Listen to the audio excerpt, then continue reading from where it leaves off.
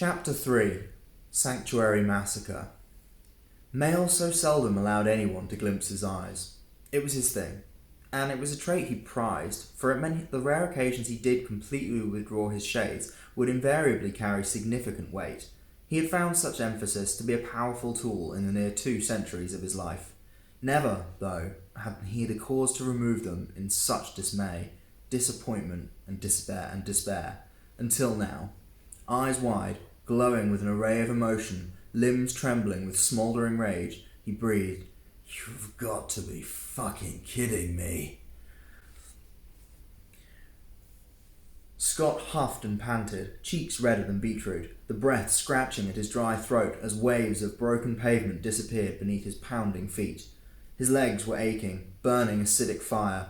His stomach growled furiously, and the shortage of sleep stained and weighed his eyes, but nothing would break his pace. It wasn't enough to match the hunters, not quite, but he kept by Gary's side, knowing he could and shouldn't push himself harder. Gary needed his support right now, emotionally and in the sense of having someone beside him for physical protection. Robert and Harley knew their destination and served as the tip of the spear. Scott only prayed it would be sufficient and in time. Ordinarily, they would never cross the city so audaciously, but circumstances were far from ordinary, even by apocalyptic standards. The echo of his sister's death cry haunted him as they flew across London's torn-up streets en route to the hideout Jessie had so readily betrayed. Even knowing what she had become, Scott struggled to come to terms with how she could have cast them to the wolves in such a way. The kids were their family, just as Hector had been, as Gary was, and even as their parents had been. Scott battled the tears away. The apocalypse as a means of forcing you to grow up faster than ideal, he considered. But there were simply more significant matters at hand than his tainted, guilty grief. The hunters came to a screeching halt up ahead, snapping Scott's awareness back to the here and now. He glanced to Gary, and a lump formed in his throat at the sight of the lad's dismal expression. "They'll be okay," he said, assuring himself as much as his companion. "This the place?" Robert asked, as the youths caught up. Catching his breath, Scott merely nodded as his eyes scaled the ruined entrance to the enormous department store. During the cataclysm months ago, the entire front had caved in, creating the impression of a faceless entity gazing out at the dying city. The pile-up of debris had served as an exceptional guard against intruders, making entry a challenge only the worthy or determined would know success in.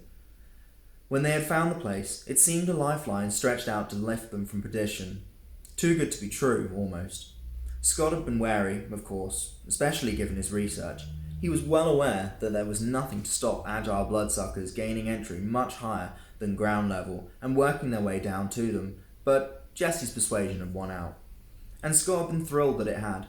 His sister, as she so often proved, had been right. They discovered the store early on and squirreled themselves away deep within its thick walls, enjoying a modicum of comfort and protection while the world fell apart around them, working hard when it felt prudent to provide for, secure, and further obscure their home. To date, no vampires had stumbled across them, perhaps due to the inhospitality of the building, perhaps thanks to sheer dumb luck, or even maybe owing to the contrary, fate dragging out theirs in protracted, nerve-wracking torment of the inescapable. "We got blues," Robert continued, recognizing the distant glaze in Scott's eyes. "A bunch inside." "Blues?" Gary's voice cracked as he spoke. Harley was combing through a pouch on her utility belt. She hummed grimly. "Robbie's bracer can read localized heat signatures. Vamps run at a lower body temperature than us on account of a major case of undeadness." Scott tore his gaze from the building, which once filled him with hope, now only dread. "So, they're here? Are any..." Gary couldn't find the words to ask his question, which rendered both the hearts youths. Can you tell if..." Robert's lips twisted in a grimace, but he nodded. "Just, not as many as you said. I'm sorry. But we still got a shot here, guys. It ain't over till it's over. You hear me?" "Aha!" Harley exclaimed, withdrawing 2 small onyx-carved pebbles from her pouch. "You've got the..." "Of course," Harley cut her husband short, producing a modest pouch in her other hand and emptying a limited portion of russet-hued sand from within across both stones. "What are you..." Scott cut his line of inquiry dead as the sand gave off a brief surge of light from grooves etched into peculiar patterns on the pebbles. 3 close circles enclosing symmetrical squares, ovals, and lines, all connected by points dividing the image into 8s and ending in alternating symbols, one bearing resemblance to a snowflake, the other appearing almost as a crude fish drawn from above, which punctuated the outside. "Hold out your hand," instructed Harley, who dropped one pebble into Scott's hand and the other into Gary's the moment they obliged. The youths inspected them curiously as she explained, "The sigil is called Hjalmar." Scott scrunched his nose, brow furrowed, and tackled pronunciation of the name with far less finesse than the huntress had demonstrated. "What's this for?" he asked, finding her gaze. "A safeguard, of sorts," Robert said. "Keep them with you at all times." Harley enclosed the magical carving in Scott's hand, wrapping his fingers over it to stress safety. "And they'll mask you from them. At least, most of them. Hjalmar helps us hide from their enhanced senses. It's no surefire against them all, but it's a damn sight better than nothing, especially if they're expecting us." "What about yours?" Gary glanced up from the pebble in his palm, uneasy. A half smile played across Harley's lips, and, as one, her and Robert drew back a region of clothing to reveal the Hjalmar on their skin, or rather, as much of the Nordic tattoo as feasible. "Never leave home without it," said Robert, his attempt at joviality failing to combat the tenseness of the hour as he eyed up the avalanche-pile barricade of eviscerated infrastructure. "Stay behind us, you got me? And when shit goes down, you run for cover." Scott nodded, secreting the pebble into the pocket of his torn, once stylish jeans.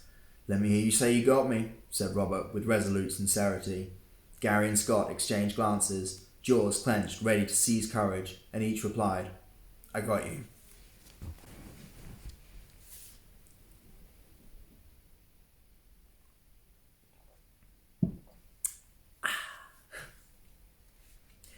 "You had one job," Male fumed, backhanding the older male, who he hadn't the slightest care to learn the name of. But master, Male's stony glare stole the woman's words. "Didn't I warn you to dispense with that crap? I am not your master, you insatiable fools." He huffed an aggressive sigh and massaged the bridge of his nose, eyes closed, contending with enraged spasms of his taut muscles, which threatened to tear his tight-fitting, murky yellow topaz shirt. "The envoys are on their way, expecting a treasure we no longer have, and a delectable hoard." He cast his scowl over the 2 remaining youths, each trembling in the corner, cordoned off by the bodies of their ragtag family lying in pools of spilled blood. "A hoard of pure blood, reduced to a wretched morsel and intolerable waste. Forgive us, master, Male was at the third one's throat, crushing it in his vice-like grip before the girl could finish. "You do not speak unless spoken to." The vice tightened, and the fledgling squirmed, not yet accustomed to the lack of a need for breath to adapt to oxygen's absence.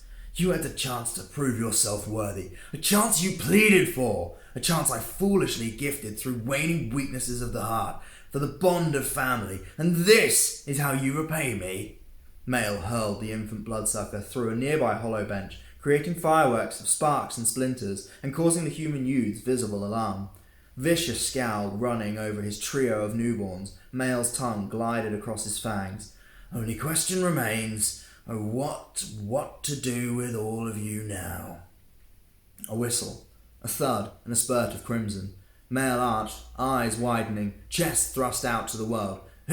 "Impossible!" he stammered, glancing down at the projectile piercing through his ribs, the blinking arrowhead, a tiny, ingenious container surrounded by the sharpest steel. With one urgent movement, he snapped the head from the arrow and whirled around. Concealing oneself in the shadows from a vampire's sight is a notorious challenge, one which formed only the tip of Male's bewilderment as he registered the sly sneer and devilish wink from the approaching Maori hunter. Robert sprang into action the instant his arrow exploded, engulfing Male in relentless, scorching fire. The 2 closest bloodsuckers rushed him as the flailing male's death wail and scent of charred sulphur filled the air, bloodlust from the fresh feast fueling their reckless stampede. Robert curled his bow, catching the wild lunge of the male and twisting, throwing the fiend off balance as he drew his short sword. With a venomous hiss, the female accomplice's nails raked for him, aiming for the head. How predictable, Robert thought, as he slipped from harm by weaving as fluidly as a stream. As the follow-up strike darted in, Harley appeared from the shadows. She trapped the sweep and engaged the youthful female fledgling. "Let's go, Cupcake." smirked the huntress, blocking twice, evading a third, and drawing her knee up into the vampire's gut. "She said to stay back," Gary whispered, following Scott's hunched advance. "I'm not missing this." Scott's eyes were cemented to the hunters and their extraordinary display. They moved as he imagined ninjas, adroit and in explicit control. They never missed a beat, never underestimated or struck first, but rather waited the auspicious moment of the counter. Scott hardly saw the swift flows of Robert or Harley as, almost in unison, the pair cleaved their blades through the necks of their assailants, igniting the harmony of their tormented infernos as though choreographed art. "Stay the hell back!" screeched the vampire, a girl likely around Scott's age, sheltering behind the trembling form of the oldest remaining survivor of the department store massacre. An untamed wildness and bloodlust burned in her eyes, though lacking strength to dispel her inexperience. She was almost as helpless as her prey. "Yon!" Scott cried, unable to contain his dread. Harley threw him an over-the-shoulder glare, which begged him to hide, but neither Scott nor Gary shifted from their partially concealed viewing spot among the rows of dormant virtual reality pods which acted as barriers to their chosen living area. "I'll kill him, I swear to God!" "Easy there, kid," Robert gestured, easing closer with gentle footsteps, palms out. "There's been enough bloodshed here today, don't you think?" The girl shuffled, casting her purple-tipped bangs from her face with a flick which jostled her nose ring. Robert recognised the fear overcoming her, and while it doubtless suggested handling her skills would be a relative walk in the park, it did not bode well for her captive. A frightened beast, back in the corner, is ever a perilous foe. "Who were they to you?" Robert indicated the ashy remains of the two rash former vampires. "Fuck you, that's who!" "Enough of this shit, Robbie," Harley advanced, a predator hungry for her conquest. Robert held her at bay with an urgent look as the terrified vampire's nerves visibly cracked. The laughter, which sang from the bloodsucker, carried a curious blend of haughtiness and dismay. "It wasn't supposed to go down like this."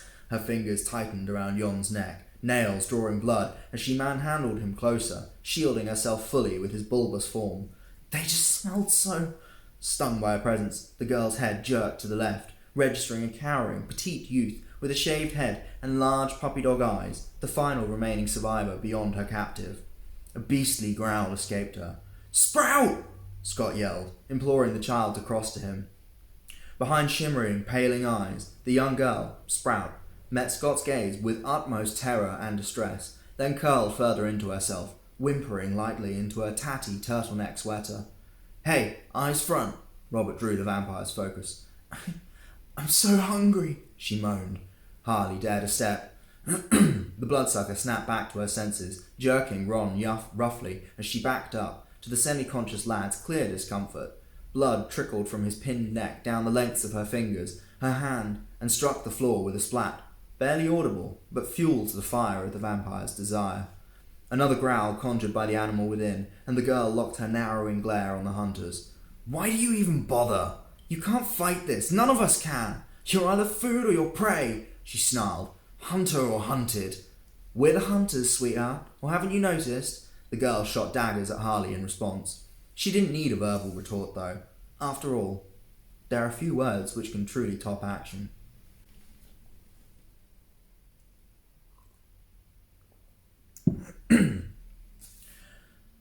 Sprout tensed, skittish as a hummingbird. The sound of vertebrae snapping is a most horrifying one. A messy, grinding crunch capable of echoing in one's eardrums until their dying day. No measure of accidents, knuckle cracks, or time with a chiropractor could prepare anyone for the visceral horror of such a noise infiltrating every shred of your being, certainly at close range. Scott had only the minutest fraction of a heartbeat to register that damnable sound before its origin, before his legs buckled, caved in by tremendous, agonizing force. He careened into the nearest VR pod, splitting his forehead against the tough exterior shell, suffering a mighty whiplash at his neck as his neck snapped back.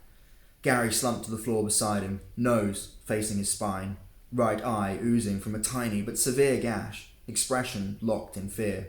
Something lifted Scott's head as he sought his senses, imploring shaking limbs to action. The merciless ground sent stars flying in Scott's blurring, reddening vision. Blood pooled around his tongue, metallic, gritty, and swimming with chipped teeth. A chill swept through him. tying icy knots of inevitability in his gut. He opened his mouth to protest, and the department floor silenced him forever, stealing his words and strength with one savage, decisive blow.